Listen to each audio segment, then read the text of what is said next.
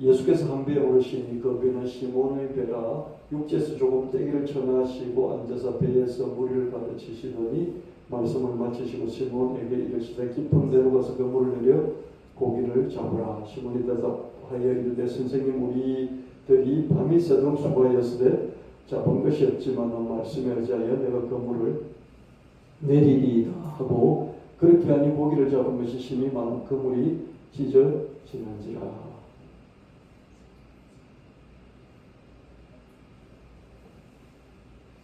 어부 베드로는 어업의 전문가였습니다.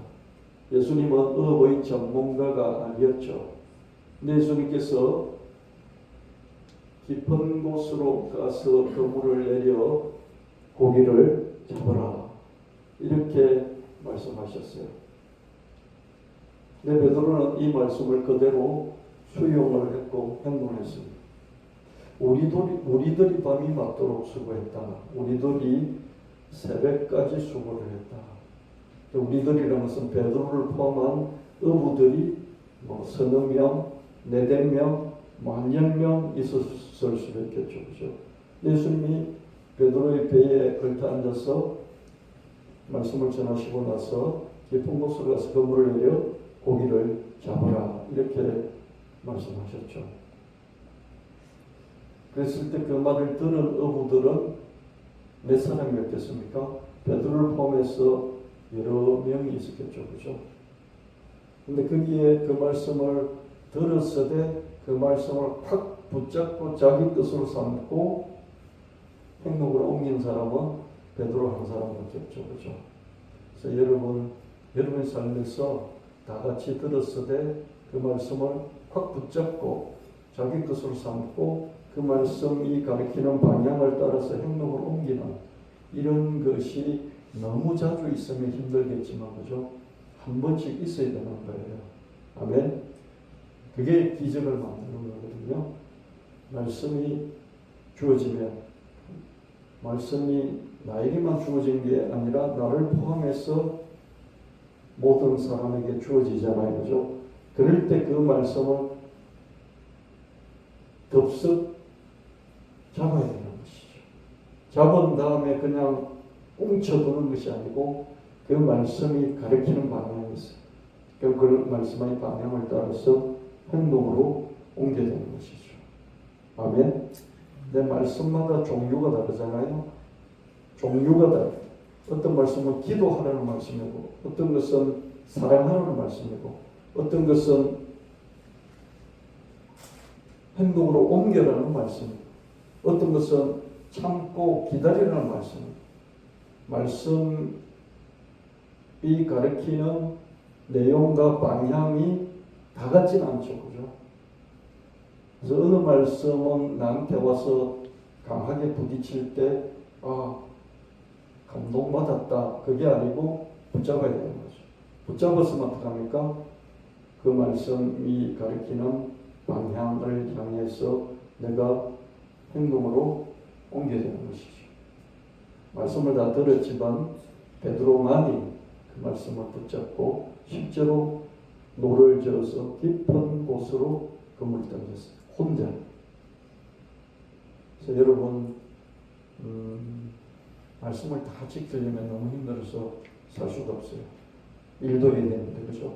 먹고 살아야 되는데 그 말씀 지키느라고 아무 다른 것도 할 수 없는 그런 상황이면 안 되잖아요. 근데 어떤 말씀을 내가 강하게 붙잡고 그 말씀을 따라서 1년, 2년, 어떤 경우 10년을 투자해야 될지도 몰라요. 아멘. 베드로는 그렇게 할 줄 아는 사람이었습니다. 그랬더니 심히 많은 물고기가 잡혔다. 베드로는 단순히 믿고 행동하는 순전한 믿음을 내보였던 것이다. 베드로의 믿음은 여기서 더 나아갔다. 물리를 걷고자 한 것이다. 베드로의 시도하고 도전하는 믿음은 절반쯤 성공했다. 여기서 멈추지 않고요. 베드로는 물리를 걷고자 했는데요. 물리를 걷고자 했을 때 예수님이 물리를 걸어오라 이렇게 말씀하시지 않았어요. 근데 베드로는 지가 한 거예요. 마태복음 14장 25절 29절 밤사경에 예수께서 바다 위로 걸어서 제자들에게 오시니 제자들이 그가 바다 위로 걸어오심을 보고 놀라 유령이라 하며 무서워하여 소리 지르거든 예수께서 즉시 이르시되 안심하라 나니 두려워하지 말라. 베드로가 대답하여 이르되 주여 만일 주님이시거든 나를 명하사 물 위로 오라가소서 하니 오라 하시니 베드로가 배에서 내려 물 위로 걸어서 예수께로 가되 보십시오. 배 타고 가는데 풍랑이 많이 일고 두려워하고 있는데 예수님이 나타나셨어요. 어두우니까 그죠? 예수님이 나타나셨는데 행체가 있고 누군지 모르니까 유령이라 그렇게 했어요. 귀신이 나타났다. 근데 예수님께서 무서워하지 말라 나다 이렇게 말씀을 하시니까 다 들었잖아요. 나다 하는 소리를 다 들었어요. 다 들었는데 유독 베드로가 저도 물 위로 걸어가고 싶은데 물 위로 오라 해주세요. 이렇게 말하는 거죠. 말씀을 자기에게 부딪혀 오기를 기다리지 않고 말씀을 달라고 주시는 그 말씀을 붙잡고 행동을 옮기겠다. 그렇게 요구를 했습니다. 그래서 예수님께서 그래 와봐 그러신 것이죠. 그랬더니 베드로가 배에서 내려서 물 위를 저벅저벅 걸어갔죠. 베드로는 뜬금없이 주님께 요구했고 그 결과 물 위를 걸을 수 있었다. 유종의 미를 거두지는 못했지만 그게 어딘가. 마태복음 14장 30절 32절 바람을 보고 무서워 빠져가는지라 소리질러 이르되 주여 나를 구원하소서 하니 예수께서 즉시 손을 내밀어 그를 붙잡으시며 이르시되 믿음이 작은 자여 왜 의심하였느냐 하시고 배에 함께 오름에 바람이 그치는지라. 베드로는 무리를 저벅저벅 걸어가다가 풍랑이 너무 치고 그러니까 무섭잖아요. 그래서 잠시 믿음이 이제 떨어진 거죠. 그랬더니 물에 빠져버렸어요. 그래서 예수님이 믿음이 적다 그러셨잖아요. 근데 믿음이 적지만 있었잖아요. 그죠? 근데 다른 제자들은 그 믿음이 작게라도 있었다 없다. 다른 제자들은 작게라도 그 믿음이 있었다 없다. 전혀 없었다. 베드로는 작았지만 있었다. 그렇죠? 그 차이인 거죠. 들었어요. 오라 들었어요. 그러면 베드로가 갈 때 그죠? 나도 그러면서 요한이 따라갔을 수도 있잖아요. 그죠? 근데 그렇게 하지 않았죠. 그죠? 베드로만 그랬던 것을 볼 수 있습니다. 여러분 실패하면 어떻습니까? 그죠? 시도하고 도전했는데 실패하면 어떻습니까? 얻는 게 반드시 있잖아요. 그죠? 베드로는 얻는 게 있었고 이렇게 성경으로 남아서 우리에게 계속해서 전해져 오고 있죠. 그죠? 여러분 예수님 안에서 시도하고 도전하고 실패하는 것 좋습니다. 그죠? 왜냐하면 다음에 얼마든지 간증거리가 되고요. 그건 자사손손 정말 대단한 시도와 도전이었다면 자사손손 계속 너희 할머니가 너희 할아버지가 그러면서 이어져 가는 그런 스토리가 될 것입니다. 시도하고 도전하는 믿음이 베드로를 전무후무하게 물 위로 걷게 했다. 반쯤 성공했잖아요. 그죠? 반쯤 성공은 어떻습니까? 대단한 성공이었다고 봅니다. 마태복음 16장 15절 19절 이르시되 너희는 나를 누구라 하느냐 시몬 베드로 대답하여 이르되 주는 그리스도시요 살아계신 하나님의 아들이신다. 예수께서 대답하여 이르시되 바요나 시몬아 내가 복이 있도다. 이를 내게 알게 하니 는 혈육이 아니요 하늘에 계신 내 아버지시니라. 또 내가 너에게 이르노니 너는 베드로라. 내가 이 반석 위에 내 교회를 세우리니 음부의 근성이 이기지 못하리라. 내가 천국 열쇠를 내게 주리니 내가 땅에서 무엇을 하든지 매면 하늘에서도 매일 것이요 내가 땅에서 무엇이든지 풀면 하늘에서도 풀리리라 하시고. 베드로의 믿음은 놀라웠습니다. 청년 예수를 왕이라고 고백한 것이었습니다. 로마 황제체에서 누가 저런 고백을 함부로 할 수 있단 말입니까? 여러분 로마 황제의 속국 내지는 식민지로서 그죠? 분봉왕, 식민지 왕이 세워져서 다스리고 있잖아요. 거기 총독이 와 있고요. 이런 체제, 정치 체제에서 그죠? 이 청년 예수, 나이 30대 초반의 청년 예수를 나이가 더 많은 베드로가 따라다니면서 너희는 나를 누구라 하느냐? 이 말씀도 제자들 모두에게 한 말씀이죠. 그죠? 너희는 나를 누구라 하느냐. 제자들 모두에게 한 말씀입니다. 그때 듣고 베드로는 뭐라고 대답을 했습니까? 주는 그리스도시요 살아계신 하나님의 아들이십니다. 선생님은 우리 스승님 당신은 그리스도입니다. 그리스도는 하나님의 기름 부어 세운 자라는 그런 뜻이죠. 하나님이 기름을 부어서 어떤 목적에서 이루고 세운 자인데 그게 왕, 제사장, 선지자인데 여기서 그리스도라는 뜻은 왕이라는 뜻이죠. 딱 하나로 한 직분으로 말하면 왕이다. 한 나라를 세운 왕이다 이런 뜻이죠. 그러면 로마 황제도 있고 그 속국 식민지 지배하는 왕들 황제가 있고 왕이 있고 총독이 있는 이런 정치 체제 속에서 그죠?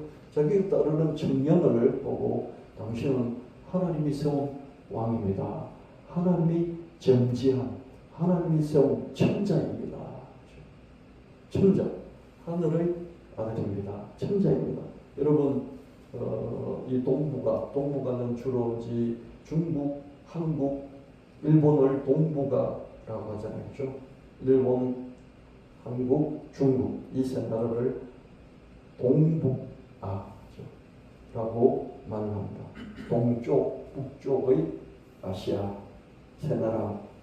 이 동북아는요, 이 왕을 천자라 이렇게 부릅니다. 하늘이 세운 자식이다. 이 땅을 다스리기 위해서 하늘이 세운 그런 대리자다. 그래서 천자라고 불렀어요. 그 그리스도는 천자다 이런 뜻이에요. 하나님이 기름 부어 세워서 대신 통치하게 하는 그런 자다. 이 말은 반역적인 발언입니까 아닙니까? 이 말이 총독이나 헤롯 왕이나 또 로마 황제의 귀에 들어갔으면 반드시 잡아서 반역죄로 죽이겠죠. 그죠? 그래서 베드로는 이 말이 밖으로 누설되기 때문에 죽었어야 할 사람입니다. 근데 이 말을 하는 거예요. 이 말 자체에 생명의 위협이 있습니까? 없습니까? 있죠. 그죠? 그래서 이 말이 그냥 내용이 위대한 게 아니고요. 그 말을 했을 때 상황과 그 위에 말을 한 사람이 자기 목숨을 걸고 했다는 것이 그렇게 위대한 것이에요. 여러분 이렇게 또 자기 목숨을 걸었죠. 그죠? 보십시오. 아무도 안 나는데 그죠? 피곤한 그 고기잡이 하다가 허탕치고 밤새도록 그죠? 피곤해서 아무도 하고 싶지 않는데 깊은 데로 가라 그러니까 알겠습니다. 갔어요. 그죠? 이것도 약간의 생명의 위협을 물었던 거죠. 그죠? 물 위로 가면 어떻습니까? 그래도 생명의 위협을 좀 물었던 거죠. 그죠? 맞습니까? 상당히 무섭죠. 이런 정치 상황에서 국제 정치 상황, 세계 정치 질서 속에서 예수님을 왕이라고, 그래도 왕도 그냥 왕이 아니라 하나님의 기름 부어 세운 왕이니까 천자라고, 황제가 버젓이 있는데 천자라고 이렇게 말한 것은 어떻습니까? 상당히 자기 생명의 위협을 무릅쓴 것입니다. 여러분 이렇게 믿음은요, 첫 번째 쪽팔리는 것, 부끄러운 것, 수치를 극복하는 게 믿음이에요. 여러분 주변에 그죠? 안 믿는 사람들이 있을 때 믿는 사람의 표시를 너무 내는 것은 그거는 밉상이에요. 근데 당연히 믿는 자의 그런 모습을 가져야 되는데 웅크리고 나타내지 않을 때 이거는 쪽팔리는 것을 두려워하기 때문에. 여러분 예수 믿는 게 첫 번째 극복되어야 될 때는 쪽팔리는 거예요. 쪽팔리는 걸 극복할 수 있기를 바랍니다. 베드로같이 막 목숨 걸지는 못할지라도 쪽팔리는 내가 이 말 했다가 이렇게 바보 같다는 소리 들으면 어떡하지? 이런 거죠. 이런 요즘 누가 예수 믿습니까? 예수 안 믿어요. 예수 믿는 청년들이 드물어요. 어떻게 믿습니까? 자기 아버지가 믿으니까, 어머니가 믿으니까 어쩔 수 없어 따라 나와. 이런 사람들이 대부분 안 믿어요. 이런 상황에서 예수 믿는다는 게 얼마나 쪽팔립니까? 그죠? 근데 그거를 부끄러워하지 않는 거죠. 여러분, 예수 안 믿는 사람들 앞에서 예수 믿는 것을 부끄러워하지 말길 바랍니다. 그게 첫 번째. 그 다음은 생명의 위협이 좀 있을지라도 두려울지라도 쪽팔리는 것을 넘는 게 부끄러움 다음에는 수치심 다음에는 두려움이잖아요. 두려움을. 그래서 베드로는 다른 제자들보다 뛰어났다고 하는 부분들이 이런 거예요. 처음에는 쪽팔리잖아요. 뭡니까? 자꾸 나서는 거죠. 나선다는 게 얼마나 쪽팔리는 일이에요. 가만히 지켜보고 있다가 대령판 돌아가는 거 보고 하는 게 그죠.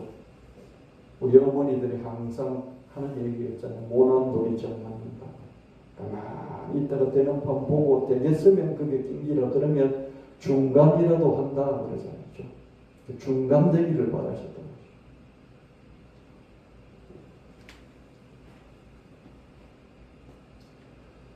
그러나 베드로의 성장받은 믿음은 여기까지 있어요.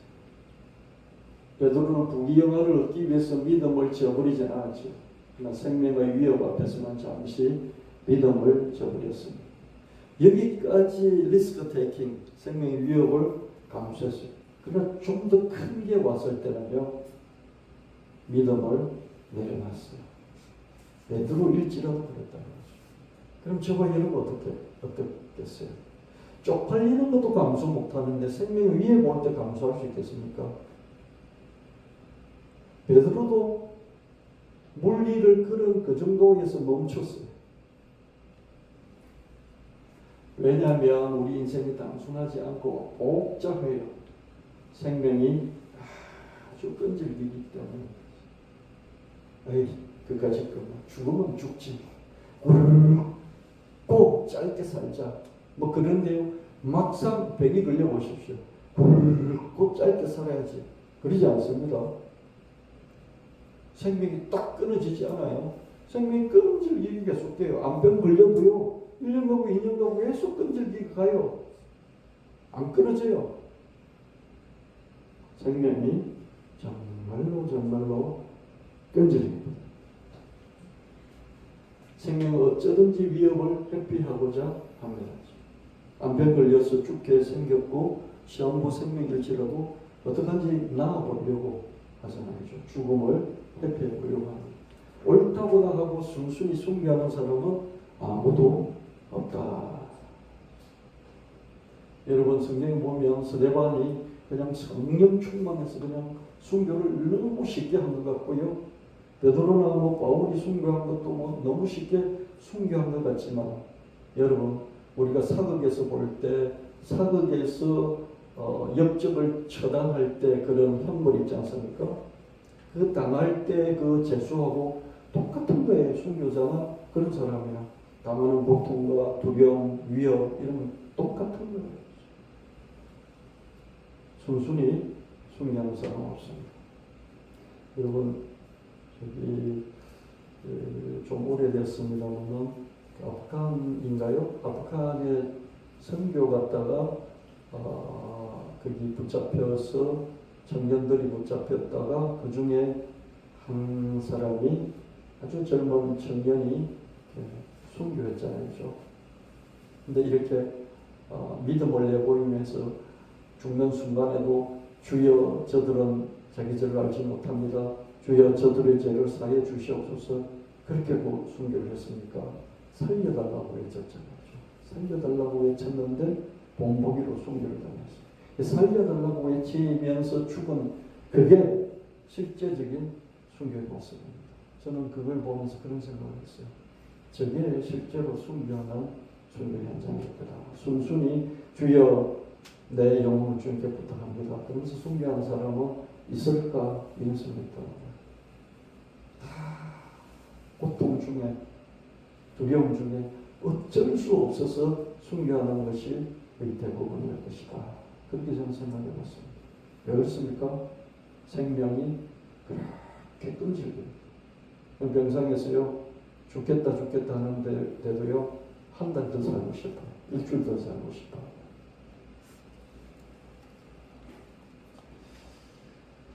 마태복음 26장 73절 75절 조금 후에 곁에 있었던 사람들 나와 베드로에게 이르되 너도 진실로 그 도당이다. 내 말소리가 너를 표명한 나거늘 그가 저주하여 맹세하여 이르되 나는 그 사람을 알지 못하노라. 꽃다귀 울더라. 이에 베드로가 예수의 말씀에 다 울기 전에 너가 너를 3번 부인하리라 하심이 생각나서 밖에 나가서 심히 통곡하니라. 예수님은 이 가장 공경에 처해 있을 때 그때 베드로는 예수님 가장 가까이까지 가서 예수님을 3번 부인했는데 그 3번 부인 중에 저주하고 맹세까지 있었던 것이죠. 왜 이렇게 했겠습니까? 베드로는 꼭대기에서 추락해서 바닥에 뭉개진 채 해안의 자책을 반복하는 믿음을 한동안 가졌을 것이다. 왜 그렇습니까? 왜 이렇게 베드로가 됐을까요? 적들로 둘러싸여 예수님을 죽이려고 하는 그 적들의 자기는 혈혈단신으로 거기 들어가서 예수님이 어떻게 되나 예수님을 어떻게 하든지 좀 지킬 수 있는 길이 있을까 그래서 따라 들어갔더니 정말 순수하죠. 그죠? 예수님을 사랑하고 예수님을 믿고 따라서 제자 중에 제자로 예수님 그 공경의 현장에 갔었던 거예요. 근데 적들에게 포위되니까 어떻습니까? 그때 출발했던 그 마음이 다 도망가고 두려움에 휩싸여서 이러다 나 죽겠네 하는 생각이 덮치는 거죠. 여러분 비밀을 누설하지 않다가 그죠? 끝까지 지키다가 어떤 고통에도 지키다가 마지막 카드를 꺼내잖아요. 어떤 카드입니까? 네 아들이 어디 있지? 거기서 누구 손에서 자라고 있지? 우린 다 알아. 네가 비밀을 누설하지 않으면 비밀을 구하지 않으면 그 당장 거기 사람을 보내놨는데 죽였어. 아들 목을 베어서 이 자리 갖고 오라고 네 눈앞에 보이게 하라고 지금 명령하겠어. 그래도 누설하지 않을 거야? 토설하지 않을 거야? 이렇게 나오죠. 그죠? 그래서 독립군이 어디서 활동하고 있는지를 밀정들이 그죠? 비밀을 누설하는 거죠. 그래서 우리는 매국노다, 배반자다 그렇게 말하잖아요. 지가 거기 있어서 똑같이 그렇게 했을 텐데 그죠? 그래서 이게 쉽지 않은 거죠. 내 목숨이면 죽을 수도 있어요. 근데 자식을 죽이겠다 그러니 그걸 그래 좋다. 나도 죽고 우리 아들도 죽고 하늘이시여 나와 내 아들을 받아주십시오. 그럴 아버지가 어디 있겠냐. 베드로는 자기 생명의 위협이 오자 그 순수한 마음으로 자기 스승을 따라서 적진 깊숙이 혼자 들어갔던 그 상황에서 배신자의 길을 걷게 되는 거죠. 그 순간에도 예수님을 사랑하고 예수님을 믿고 따랐지만 행동은 정반대로 갔던 것을 볼 수 있습니다. 이게 우리 삶이에요. 아멘. 베드로는 이런 상황에서 그랬지만 저와 여러분 이거보다 훨씬 더 작은 삶의 위협, 이러다가 내가 낙방하는 거 아닌가? 이러다가 내가 성전에서 돌아가는 거 아닌가? 이러다가 이 위에 우리 상관에게 잘못 보여서 이 고가 점수가 낮아지면 어떨까? 요런 걱정하면서 그죠? 예수님이 원치 않는 말을 하고 예수님이 원치 않는 그런 방향으로 갈 수도 있잖아요.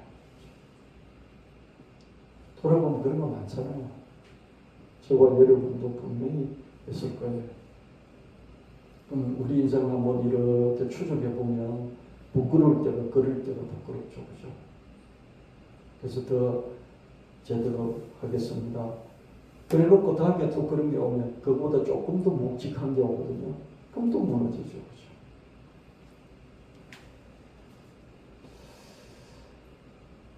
그래서 베드로는 꼭대기에서 추락해서 바닥에 뭉개져서 바닥에 납작해져 버렸죠. 그래서 한동안 해한의 자체, 내가 왜 그랬을까? 그걸 반복하는 믿음을 가졌을 것입니다. 그러나 저런 믿음도 믿음이죠, 그죠? 예수님은 아주 떠난 게 아니기 때문입니다. 바닥에 추락한 믿음을 회복하기는 어려워요. 그래서 특별한 계기가 있어요. 부활하신 예수님은 제자들을 만나 주셨는데 세 번째 만남에서, 그죠? 특별히 베드로와 단독 대화를 나누어 주셨어요. 베드로의 뭉개진 믿음을 복구시켜 주시려는 그런 특단 조치가 있어요. 사람들 중에 특별히 베드로에게 직접적으로 말씀을 하셨습니다. 요한복음 21장 12절 14절 예수께서 이르시되 와서 조발을 먹으라 하시니 제자들이 예수님이신 줄 아는 고로 당신이 누구냐 감히 묻는 자가 없더라. 예수께서 가셔서 떡을 가져다 그들에게 주시고 생선도 그와 같이 하시니라. 이것은 예수께서 죽은 자 가운데서 살아나신 후에 세 번째로 제자들에게 나타나신 것이라. 예수님이 베드로가 그죠? 야, 나 고기 잡으러 갈래. 야, 나 고기 잡으러 갈래 했을 때 이미 부활하신 예수님 두 번 만난 후였어요. 두 번 만난 후였는데 베드로가 어떻습니까? 여전히 너덜너덜 믿음이 너덜너덜해져 버렸어. 납작 엎드린 그 상태에서 회복되지 않고 야, 나 고기 잡으러 갈래. 누군가가 그죠? 그런 말을 하면 옆에 있는 사람들이 야, 나도 할래. 너 따라가잖아요. 그래서 제자들이 뭉쳐서 고기 잡으러 갔어요. 그 현장에 예수님이 세 번째로 나타나신 것입니다. 그래서 떡도 굽고 생선도 구워서 먹으라 이렇게 하신 것이죠. 부활 후 예수님 베드로를 비롯한 제자들 두 번 만나셨지만 베드로의 뭉개진 믿음은 여전히 너덜너덜 거렸습니다. 요한복음 21장 17절 세 번째 이르시되 요한의 아들 시몬아 내가 나를 사랑하느냐 하시니 주께서 세 번째 내가 나를 사랑하느냐 하시므로 베드로가 근심하여 이르되 주님 모든 것을 아시오매 내가 주님을 사랑하는 줄을 주님께서 아시나이다. 예수께서 이르시되 내 양을 먹이라. 예수님은 참으로 훌륭한 선생님이시죠. 마음 안을 보고 계신 것이죠. 행동은 그럴지라도 마음 안의 중심은 예수님을 사랑하고 예수님을 믿고 예수님을 위해서 뭔가 하고 싶어하는 그 마음이 있다는 것을 아셨죠, 그죠? 그래서 자식이 삐딱하고 제자가 삐딱하고 그러더라도 그 삐딱선 안에 스승을 사랑하고 부모를 사랑하는 그 부모에게 효도하고 싶고 부모에게 잘 보이고 싶고 또 스승에게 잘 보이고 싶은 그런 중심이 있다는 것을 볼 수 있어야 되는 거죠. 그게 보기가 쉽지 않죠. 주님은 베드로의 그런 마음을 아셨죠. 그래서 그걸 톡 끄집어내서 너가 나를 사랑하느냐. 오늘 세 번이나 물어보시는 거죠. 그 세 번 물어보시니까 자기가 그 예수님을 세 번 부인하고 저주하고 맹세한 그게 기억이 안 떠오를 수가 없잖아요. 그게 오물에 중첩되지 않을 수가 없잖아요. 세 번이나 물으시니까 어떻습니까? 그게 생각나고 그래서 예수님이 이렇게 막 그때 들으신 것이 한이 맺혀가지고 나한테 한풀이를 하시려고 세 번이나 말씀하시나 그렇게 생각 들면서 그죠? 나는 내 중심은 그렇잖아요. 여전히 주님을 사랑하는데 믿고 따르는데 그런 마음이니까 그죠? 베드로가 마음이 안 좋았겠죠, 그죠? 예수님께서 그렇게 세 번째 말씀하시면서 물으시니까 베드로가 사랑합니다. 그거 주님이 아시잖아요. 그렇게 대답하니까 예수님께서 내 양을 먹이라 이렇게 말씀하셨습니다. 부활 후 예수님과 세 번째 만남에서 제 말씀 베드로의 행동을 촉구하는 말씀이 아닙니다. 베드로의 뭉개진 믿음을 회복시키는 그런 말씀이었고요. 한편으로 다시 사명을 주시는 그런 말씀이시죠. 그죠? 이런 말씀이 참 가장 좋은 것 같습니다. 그죠? 현재 과거에 얽매여 있는 것을 일단 풀어주고, 그러고 난 뒤에 앞을 가리키면서 저 방향을 향해서 가라라고 하는 이 말씀이 가장 뛰어난 부모의 말이고, 이 말씀이 가장 뛰어난 스승의 말이라고 생각합니다. 그래서 어떤 조직의 이 상사, 리더, 그렇죠? 부모, 자식에게 또 부하에게 또 제자에게 그죠? 그 안에 있는 중심에 맺힌 것을 풀어줄 뿐만 아니라 거기서 나오게 할 뿐만 아니라 새로운 방향을 가리키면서 저기로 가라라고 이렇게 말해주는 것이 가장 뛰어난 리더이다 이런 생각을 해봅니다. 여러분이 할머니 할아버지로서 또 아버지 어머니로서 또 밑에 후배를 두고 있는 선배로서 이런 걸 해줄 수 있다면 참 좋을 텐데 쉽지 않습니다. 그죠? 겉모습만 보잖아요. 삐딱하고 뭐 대들고 뭐 이렇게 하라는 건 안 하고 딴짓하고 이런 것만 보니까 그죠? 볼 수가 없죠. 그죠? 그렇게 늘 해줄 수 있다면 얼마나 좋을까. 다음에 그죠? 죽고 나서도 그 밑에 자식들이 또 손주들이 또 후배들이 그죠? 그때 말이야 그런 말씀을 하셨는데 그러면서 그죠? 우리는 가고 없어도 남아서 그런 이야기를 할 겁니다. 아멘. 제가 글 쓰는 사람들 글을 쭉 읽어보면요. 그때 우리 할아버지가 그때 우리 할머니가 이런 말씀을 하셨는데 우리 아버지가 돌아가셨지만 이렇게 말씀하셨는데 그런 글들이 이렇게 쭉 나와요. 그래서 사람들이 이렇게 살아갈 때 한 번씩 자기 인생의 이정표 역할을 했던 그 마일스톤이라고 그러잖아요. 길을 쭉 가는 길이 있는데 거기서 이정표 일로 가라 절로 가라 앞으로 가라 뭐 이런 이정표가 있잖아요. 그렇죠? 이정표가 되는 그런 가이드 그런 말씀이었겠죠. 그렇죠? 그날 이후 베드로의 믿음은 반복적인 자체의 바닥에서 탈출할 수 있었고요. 또 미래를 향해서 움직일 수 있었습니다. 사도행전 3장 4절 8절 베드로가 여호와 더불어 주목하여 이르되 우리를 보라 하니 그가 그들에게서 무엇을 얻을까요 바라보고는 베드로가 이르되 응답 그만 내게 없거니와 내게 있는 이것을 내게 주노니 나사렛 예수 그리스도 이름으로 일어나 걸으라고 오른손을 잡아 일으키니 발목이 곧 힘을 얻고 뛰어서서 걸으며 들어가며 성전으로 들어가면서 걷기도 하고 뛰기도 하며 하나님을 찬송하니. 성경에서 가장 극적인 그런 성경 구절 중에 하나가 이 사도행전 안전뱅이 날 때부터 성천적인 안전뱅이를 일으킨 이 베드로의 이 기적이라고 볼 수 있습니다. 성령 강림 이후에 사도행전 1장에서는 우리 지난주 살펴봤습니다만 위에서 하늘에서 능력을 덧입을 때까지 한 곳에서 기다리고 있으라. 그때 마리아와 많은 제자들이 마가의 저택에서 기도했죠. 그죠? 40일 정도 기도하고 있다가 성령이 사도행전 2장에서 강림하고 그 이후에 이제 사도행전 3장에서 베드로가 안전뱅이를 이렇게 세우는 그런 기적이 일어났습니다. 성령 강림 후 베드로는 아주 땅판의 사람이 되었죠. 선천적으로 걷지 못하던 장애인을 예수님의 이름으로 즉시 치유할 만큼 강력한 믿음을 예보했습니다. 예수님을 왕이라고 그리스도라고 처음 고백했을 때 믿음도 아주 놀라운 믿음이었지만 시험을 통과하기 전에 믿음이었죠. 그렇죠? 그런데 이 안전뱅이 일으킨 믿음은 시험 통과 후에 그런 강력한 믿음이었습니다. 믿음의 똑같은 믿음인데 믿음이 다르죠. 그렇죠? 시험 전에 믿음이었고요. 시험 후에 믿음 다르잖아요. 골리앗을 쓰러뜨린 믿음하고 그죠? 사울 왕에게 쫓기다 간신히 목숨을 부재한 그 이후에 다윗의 믿음은 다르잖아요. 그죠? 인생의 복잡한 여정을 거친 후에 믿음이었던 것이다. 그래서 여러분 너무 청년 때나 하나님께 기도하면 응답해 주시고 청년 때 기도 이렇게 막 부르짖어서 열정적으로 기도하고 열정적으로 신앙생활 치고 보면 이렇지 그런 생각하지 마시고요. 인생이 다르고 인생의 여정을 많이 겪어와서 내가 지금 여기 있는 것이고 그 믿음이 똑같으면 되겠는가. 나는 여기 이 상황에 맞는 좀 더 성숙한 무르익은 그런 믿음을 가지면 되는 것이지.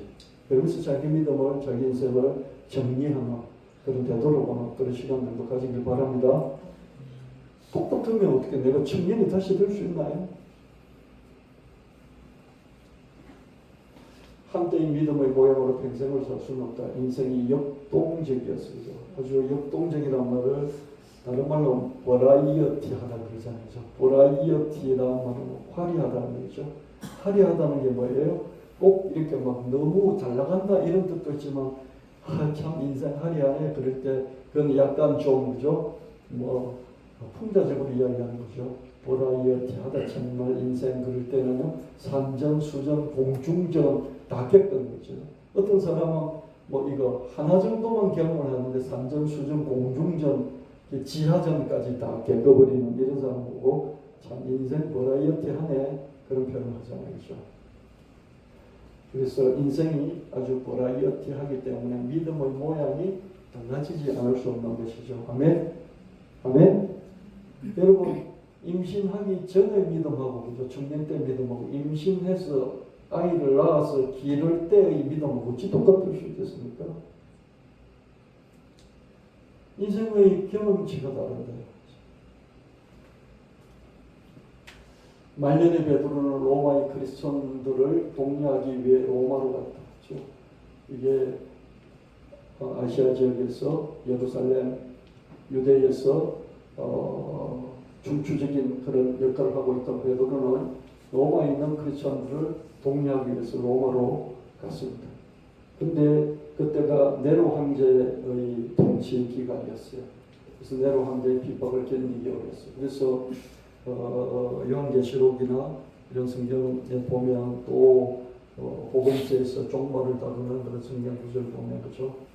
이때 네로 황제를 빗대어서 네로 황제를 666이다 이렇게 상징적으로 표현하게 됐습니다. 왜냐하면 비밀로 말해야 되잖아요. 네로 황제로 이렇게 말해버리면 잡혀서 죽으니까 그죠? 666이라는 숫자 이름을 붙여가지고요. 네로라는 그런 상징적으로 자기들끼리 비밀로 통하는 것이죠.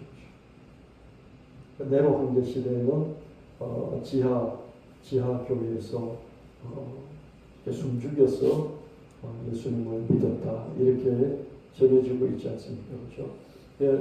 로마로 갔을 때 로마에 예수 믿는 사람들이 많았잖아요.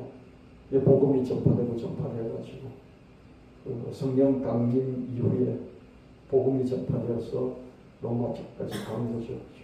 그래서 베드로가 거기 갔는데 네로 황제의 통치 기간이었기 때문에 그렇죠. 잡혀 죽을 지경이잖아요.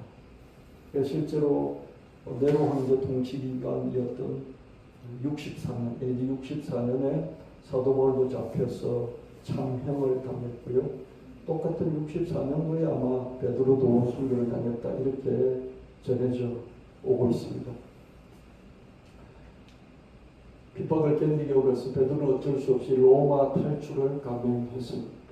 황급히 길을 재촉하던 중에 예수님과 마주치며 길이 엇갈렸죠. 보니까 예수님이 이렇게 오고 자기는 이렇게 도망간다고 길을 재촉하고 이렇게 엇갈린 거죠. 그죠? 이렇게 엇갈린 거죠. 그래서 보니까 예수님이에요. 그래서 베드로가 깜짝 놀라서 물었습니다. 코어바디스도, 코어바디스도. 코어는 어디로? 바디스 가다. 어디로 가십니까? 도미네는 나를 지배하는 지배자 주님이라는 뜻이죠. 주님 어디로 가십니까? 이렇게 물었습니다. 예수님께서 대답하셨어요. 그랬더니 베드로는 재촉하던 길을 돌이킬 수밖에 없었습니다. 예수님이 너가 버리고 떠나는 로마에 있는 양들을 위해서 내가 다시 로마에서 십자가를 지려고 로마로 가는 중이다. 이렇게 예수님이 대답했다고 합니다. 베드로는 마음을 바꾸고 로마로 되돌아가지 않을 수 없어요. 이 코바디스라는 영화도 이렇게 몇 편 버전들이 나와 있죠. 그렇죠? 로마에서 베드로는 예수님처럼 똑바로 십자가에 매달릴 수 없다. 예수님이 똑바로 십자가에 매달려 돌아가셨는데 어떻게 예수님이 돌아가신 그런 모양으로 돌아가실 수 있나? 거꾸로 매달리겠다. 그래서 그 뒤로 거꾸로 십자가가 이렇게 유럽 전체에 퍼졌고요. 베드로는 거꾸로 매달려 순교한 것으로 알려지고 있습니다. 위경, 베드로 행전에는 위경이 있는데 이건 성경이 아니죠. 그죠? 위경에 이런 내용이 전해져 나와요. 그래서 이 내용이 틀렸다고도 할 수 있지만은 위경이라고 틀렸다고 할 수도 있지만 어떻습니까? 이 이야기가 베드로 행전에는 기록이 되어 있기 때문에 이게 사실일 수도 있다라고 생각할 수 있잖아요. 실제로 사도 바울도 네로 황제 시대 때 순교를 했고 베드로도 그 순교를 거의 같은 시기에 순교를 했거든요. 그럼 이랬을 수 있겠다. 여기는 한번 추측을 해보는 거죠. 인생은 단순하지 않습니다. 아주 복잡합니다. 생명이 끈질기기 때문에 베드로는 자신이 끈질긴 생명을 위해 로마 탈출을 감행했죠. 그죠? 죽을 수도 있잖아요. 순교할 수도 있잖아요. 그죠? 사도 바울처럼. 근데 제가 도망가는 거죠. 아직 베드로에게 마지막 관문이 남아있었던 것이다. 예수님을 세 번 부인했을 당시보다 더 엄혹한 시험이 닥친 것이죠. 이때도 생명을 위협하죠. 적들에게 다 포위를 돼서 야 이러다 까딱하다가 나도 예수님처럼 죽겠구나. 그 생각이 들어서 예수님 부인하고 전면에서 부인하고 저주하고 아니라고 확실하게 말해야 되니까 저주까지 한 거예요. 그죠? 이해되십니까? 그냥 아니라고 변명만 하니까 자꾸 세 번이나 너 맞지? 너 맞지? 저 예수와 한 패지. 네 말하는 거 보니까 너야. 이런 거 어떻습니까? 아니라고 확실히 하면서 도망을 쳐야 되니까 예수님을 저주까지 한 거죠. 그죠? 맹세하면서 나 아니라니까 맹세할 수 있어. 나 목숨 걸 수 있어. 그죠? 이때까지 나온 거죠. 생명이 이렇게 끈질깁니다. 그래서 여러분 일제시대 때 밀정으로서 배반했던 우리 조상들, 우리 선배들 미워하지 마시길 바랍니다. 그리고 목사들 일제 때 신사참배하고 그랬잖아요. 그죠? 너무 미워하지 마시길 바랍니다. 저와 여러분도 그 자리에 있었으면 거의 100% 이렇게 신사참배했어요. 신사참배가 딴 겁니까? 이 천황이 있다고 하는 곳을 향해서 이렇게 요는 허리잖아요. 허리를 숙여서 절하는 이게 신사참배지 뭡니까? 다 했습니다. 예수님을 세 번 부인했을 당시보다 더 엄혹한 시험이 있어도 베드로에게는 저 시험을 통과할 만한 믿음이 이번에는 이 믿음이 있었던 것이죠. 그렇죠? 근데 이 믿음도 그냥 믿음이 아니고 어떻습니까? 예수님을 만나서 예수님이 야 내가 또 십자가에 못 박게 되겠냐? 그러시니까 베드로가 아차 그래서 목숨을 걸 수 있었던 것이죠. 자기 생명을 구하는 믿음이 아니라 자기 생명을 버리는 그런 믿음이었던 것을 볼 수 있습니다. 여러분 우리 믿음은 더 잘 살려고 믿잖아요. 그죠? 아멘? 그렇잖아요. 우리 생명을 구하려고 믿잖아요. 아멘? 근데 이제 믿음의 최고봉은 뭡니까? 이 끈질긴 생명을 버리려고 믿는 믿음이 최고의 믿음입니다. 그렇죠? 근데 우리도 이 믿음을 반드시 가져야만 합니다. 설명 계속할게요. 베드로는 인생의 다른 여정에 따라 믿음에 따른 모양을 보여줬습니다. 깊은 곳에 그물을 던져 많은 고기를 잡게 한 믿음이 있고요. 잠시나마 물을 걷게 한 믿음이 있고요. 예수님을 왕으로 공개적으로 고백한 놀라운 믿음이 있고요. 그러나 생명의 위협을 느끼고서 예수님을 세 번 부인하고 추락한 그런 뭉개진 그러나 예수님을 떠나지 않는 그런 믿음이 있었고요. 부활하신 예수님과 세 번째 만나면서 단독 대화를 통해서 회복된 그런 믿음이 있고요. 선천적으로 걷지 못하는 장애인을 즉시 치유한 믿음이 있었습니다. 마지막으로 로마에서 거꾸로 십자가에 매달려 순교했다는 전설적인 목숨을 버리는 믿음에 이르기까지 베드로는 정말 버라이어티한 믿음의 모양들을 우리에게 보여줬습니다. 그래서 여러분의 믿음이 우여곡절 겪으면서 내가 그때 왜 내 믿음에 오점을 남겼을까? 왜 내 믿음 되돌아보니 그때 이런 걸 하지 말았어야 되는데 이런 행동하지 말았어야 되는데 부끄럽다. 주님 앞에 부끄럽다. 그런 게 있을지라도 그것까지도 더 감사 안고 이게 내 인생의 믿음이다. 그렇게 여러분 정리를 하시면서 여러분 자신을 챙겨주시고 그러면서 그 다음 단계로 넘어가실 수 있기를 예수님을 축원합니다. 다윗도 마리아도 베드로도 인생의 여러 여정에 따라 믿음의 여러 모양을 가져야 했습니다. 인생이 단순하지 않고 복잡하기 때문입니다. 무엇보다 생명만큼 끈질긴 게 없기 때문이죠. 생명을 구하기 위해 믿음을 내보여야 할 때가 있는가, 생명을 내먹기 위해 믿음을 내보여야 할 때가 있습니다. 누구나 다 마지막에는 죽음이죠. 자연사를 하든지 아니면 죽음 아니든 간에 죽음의 생명을 내줘야 합니다. 숨이 끊겨서 죽든 심장이 멎어서 죽든 못 먹어서 죽든 딱 이 세 가지로 죽습니다. 숨이 멎어서 죽고 심장이 멎어서 죽고 또 먹을 걸 못 먹어서 굶어서 죽고 이 세 가지. 모든 죽음은 이 세 가지입니다. 누구나 다 생명을 내놓아야 합니다. 다윗처럼 마리아처럼 베드로처럼 믿음이 있다면 죽음의 생명을 내줄 수 있을 것입니다. 노인계는 죽음의 생명을 내주는 믿음 훈련을 반복해야 합니다. 60이 넘은 사람은, 한갑 넘은 사람은 가끔 생각하고요. 70이 넘은 사람은 종종 생각하고요. 80이 넘은 사람은 매일 생각을 해야 될 것 같습니다. 그래서 저는 60이 넘었기 때문에요. 죽음, 특히 한 1년 전부터 그렇죠.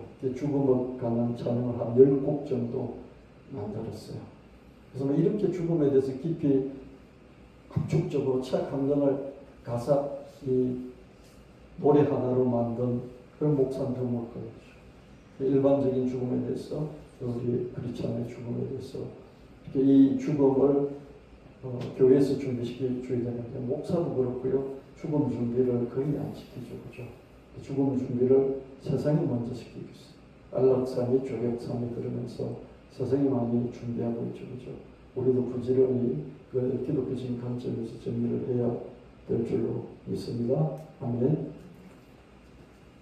어떻게 죽어야 할까요? 특정 분야를 넘어서 거의 모든 분야에서 인공지능, 인간지능은 앞서가고 있어. 그래서 일반 인공지능 시대가 곧 열리는 것이 빠르게 2027년, 2030년, 늦어도 2045년, 2045년을 특이점이라 그래서 그때는 인간지능을 인공지능이 뛰어넘을 것이다. 그랬는데 2027년이면 그때 본다. 30년쯤이면 오고도 남을 것이야. 적어도 35년쯤이면은 일반 인공지능이 인간의 모든 영역에서 인간지능과 맞먹거나 뛰어넘을 거야. 이렇게 예측하고 있어요. 빨리 오죠, 그죠? 오잖아요. 챗GPT 이렇게 2022년도 말에 이렇게 나왔나요? 그때 이따 이끌거렸잖아요. 요즘 제가 한 번씩 사우나 가거든요. 사우나에 그 초등학생들이 와요. 토요일이면 물어봐요. 어제도 10살짜리인데 야, 너 챗GPT 쓰냐? 그랬더니 집에서 쓴대요. 아빠 엄마하고 해본대요. 초등학생들도 돼서 유치원생도 써요. 이런 시대가 됐어요. 이런 시대가 열리고 있어요. 이런 폭주의 시대에 일반 인공지능을 벗삼아서 어떤 획기적인 성과를 올릴까? 이렇게 저도 한번 생각해봐요. 그렇지만 무엇보다도 어떻게 죽어야 할까도 생각을 하나요. 스콧 니어링이라는 사람은 부유한 가정의 장남이었어. 경제학교 교수였지만 반자본주의를 외쳤고요. 반전주의자, 분배주의자, 제숙주의자였어. 감옥에도 갇히고 교수직과 공직도 잃었어. 이런 반전, 분배, 제식 이런 걸 주장하니까 그렇죠. 자기가 더불어 감수한 삶을 살아서 무엇보다 존엄하게 죽기를 원했어. 어려지게 도움을 거절했고 진통제나 치제도 거절했지. 음식물을 끊고 물도 끊었어. 그렇게 백세의 눈을 감았어. 어떤 장례식도 원하지 않았고 화장 후 나무 아래 뿌려지기를 바랐지. 죽음은 무한한 경험의 세계이고 옮겨감 이거나 깨어남이라고 보았어. 그렇죠? 무한한 경험의 세계이면서 옮겨가고 깨어남이다. 열심히 그리고 충만하게 이미 살았기 때문에 희망을 찾아 기쁘게 옮겨가거나 깨어날 것이다. 이렇게 말했어. 죽음은 주님 안에서 새로운 경험이겠고 거기로 옮겨가고 또 거기서 깨어남이겠지. 중병에 걸려 의식도 없이 끝나지 않게 하시고 스스로 존엄하게 죽음의 방식을 택하게 하소서. 죽음은 주님 안에서 새로운 경험이고 또 거기로 옮겨가서 거기서 깨어나는 것이 죽음이다. 그래서 꽃니언이라는 사람의 책이 여러 번 이렇게 그죠. 여러 종류 버전으로 책이 하나 나와 있어요. 자기 부인과 함께 이 죽음에 대해서 오랫동안 의논도 하고 합의도 하고 난 이렇게 죽을 것이다. 스스로 합의해서 실제로 이렇게 마지막을 보낸 사람이에요. 그죠. 이런 사람들이 순교는 아니잖아요. 순교는 아니지만 마지막에 죽음에 자기를 내어줄 수 있었잖아요. 그죠? 죽음에 자기를 내어주는 거예요. 이게 믿음이라는 거죠. 우리도 베드로 똑같아요. 왜 그렇습니까? 죽음에 언젠가 내어줘야 되니까. 내 육체를 내어주는 것이죠. 내가 옮겨가기 위해서 내 육체를 내어주는 거예요. 이 믿음이에요. 어떤 모양으로 죽어야 할까? 믿어도 괴롭게 죽는 노인이 있고 안 믿어도 편히 죽는 노인이 있어. 참 웃기죠, 그죠? 믿는데 괴롭게 죽고요. 안 믿는 편하게 죽는 사람이 있어. 어떤 모양의 죽음을 맞이해야 할까? 정신이 맑을 때 미리 정해두어야 해. 중환자실로 가면 기억할 수 없어. 선망, 환각, 망상, 배려, 연화장애 이 나옵니다. 선망은 그죠? 선망은 이게 난지 내가 아닌지 이런 거 모르는 게 선망이고요. 환각은 그냥 이상한 거 보는 거고요. 망상은 뭐죠? 쓸데없는 생각이 사로잡히는 거고요. 폐렴 나오죠. 연화장애는 이렇게 먹을 때 걸려가지고 먹는 거지. 삼킴장이라고 하죠. 산소 마스크, 비위관, 인공호흡기, 중환자실에서 대체로 거치는 과정입니다. 선망, 환각, 망상, 폐렴, 연화장애, 산소 마스크 쓰죠. 비위관은 뭐냐면 소위 콧줄이에요. 비는 코비자에 위는 위장미자에 코와 위를 연결시키는 튜브예요. 그죠? 튜브죠. 이게 비위관이죠. 인공호흡기, 중환자실에서 대체로 거치는 과정. 그러나 이게 연명이라는 목숨을 연장한 것이 회복, 이전 상태 때 돌아가는 아니에요. 중환자실에 나이 들어서 들어가면요, 회복은 절대 없어요. 안 부러워요. 점점 나빠지는 거죠. 그죠? 그래서 그냥 점점 나빠지는 기간을 연장하고 있습니다. 어떤 모양의 죽음을 맞이해야 할까? 중환자실에 들어가면 기약이 없는 거죠. 나올 기약도 없고요. 회복된다는 기약도 없어요. 곡기 끊기라는 단식 조문사를 비롯한 죽음의 방식들에 관해 가족과 의논하고 사전 연명 의료 예양서도 이혼도 남기고 의식이 좋을 때 미리 준비해 두어야 해요. 요게 70 중반쯤 되면요. 이런 말을 한 번씩 하고 이혼도 써보고 그리고 사전 연명 의료 예양서가 뭔지 들춰보고 이거 작성도 해보고 그렇죠? 곡기 끊기는 뭐냐면 음식을 자꾸 줄이는 아까 스폰디어린이 물도 줄이고 음식도 줄여가지고 마치 어느 순간에서 끊어버렸잖아요. 자기 의지로. 그죠? 여러분 가장 현명한 죽음이 곡기 끊기예요. 안 먹어서 죽는 거예요. 물도 끊고요. 그다음에 음식도 끊고요. 그래서 자연 단식사, 이걸 자연 단식사. 이 자연 단식사가 이게 사람들이 자꾸 죽음이 두려웠기 때문에 오래 사니까 병도 오래 기간 겪으니까 어떻습니까? 두려운 거죠. 그래서 자연 단식사 클럽들이 있어요. 영혼은 불멸이지만 육체는 소멸하지. 어떤 모양으로 죽을지 신중히 정하고 또 가족과 사전에 의논도 해두어야 해요. 어떤 모양의 죽음을 맞이할까? 중환자실에 들어가면 기약이 없어. 정신이 맑을 때 미리 결심해야 되고요. 의식이 좋을 때 미리 준비해야 돼. 전 60 이제 중반인데 이런 생각을 하는데 70대면 조금 더 생각하고요. 80대면 그때 의식이 있어야 되겠죠. 의식이 있어야 돼요. 의식이 없으면 이런 말 만판 해놨는데 어떻습니까? 자기 생각이 없어지는 거죠. 그걸 실행할 수가 없는 것이죠.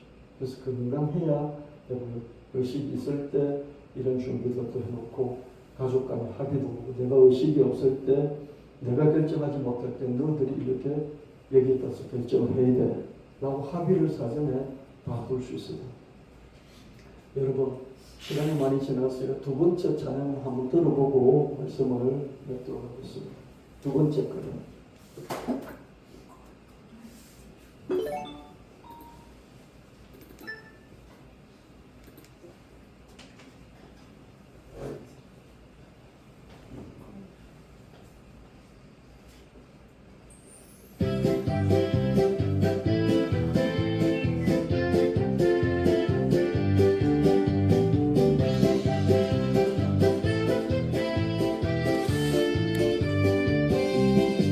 믿어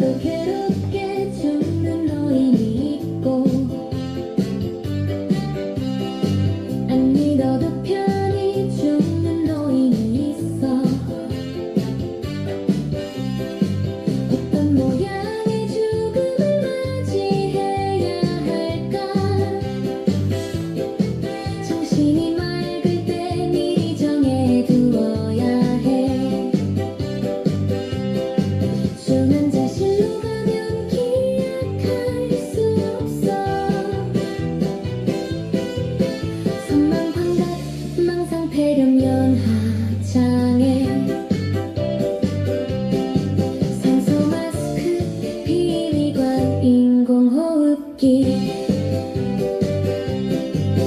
중환자실에서 대체로 거치는 과정 그러나 연명일 뿐 회복은 아니야 어떤 모양의 죽음을 맞이해야 할까 중환자실에 들어가면 기억이 없어 걷기 끊기라는 간식 존엄사를 비롯한 죽음 방식들에 관해 가족과 의논하고 사전 연명회로 이형서도 유언도 남기고 이 시기